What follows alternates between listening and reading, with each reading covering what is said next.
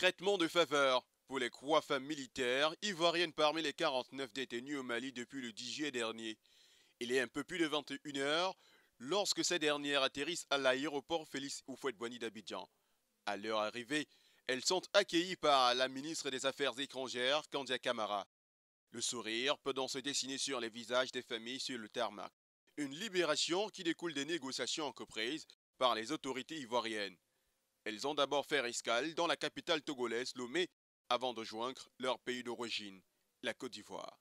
La République du Togo jouant le rôle de médiateur dans cette crise, l'annonce de leur libération a été faite lors d'un point de presse conjoint animé par Robert Dussé, le ministre togolais des Affaires étrangères, Fidel Sarasoro, ministre directeur de cabinet du président de la Côte d'Ivoire, Alassane Ouattara, et Abdoulaye Diop, le chef de la diplomatie malienne. Le président de la transition, le président de la République du Mali, le colonel Assimi Goïta, a accepté, conformément à l'esprit de la déclaration lue par le ministre directeur de cabinet du président de la République de Côte d'Ivoire, de procéder à la libération de certains prisonniers.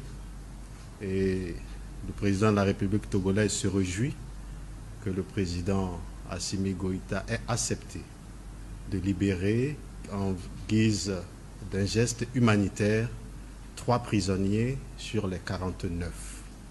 Donc 3 soldats ivoiriens sont libérés et les discussions sont en cours pour que très rapidement les autres soldats en détention puissent retrouver leur liberté totale. C'était également le lieu pour le ministre Dussé de préciser que les discussions sont en cours pour que très rapidement les autres soldats en détention puissent aussi recouvrer leur liberté totale.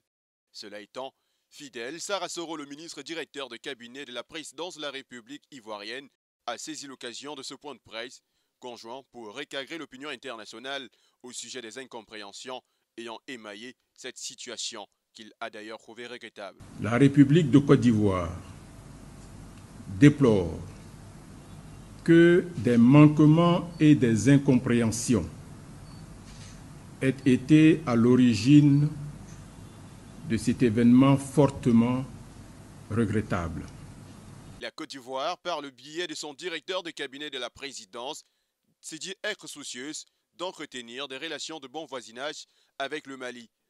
Elle s'engage par ailleurs à respecter les procédures des Nations Unies ainsi que les nouvelles règles et dispositions maliennes édictées relatives au déploiement des forces maliennes, relatifs au déploiement des forces militaires au Mali.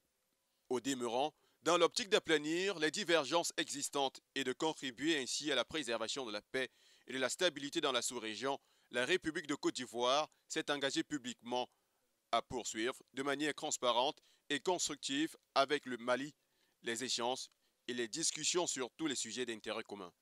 Pour rappel, le ministre des Affaires étrangères du Mali, qui aura spécialement effectué le déplacement pour le Togo, pays d'Afrique de l'Ouest, n'a pas pris la parole lors de ce point de presse qui s'est déroulé au cabinet du ministre des Affaires étrangères du Togo.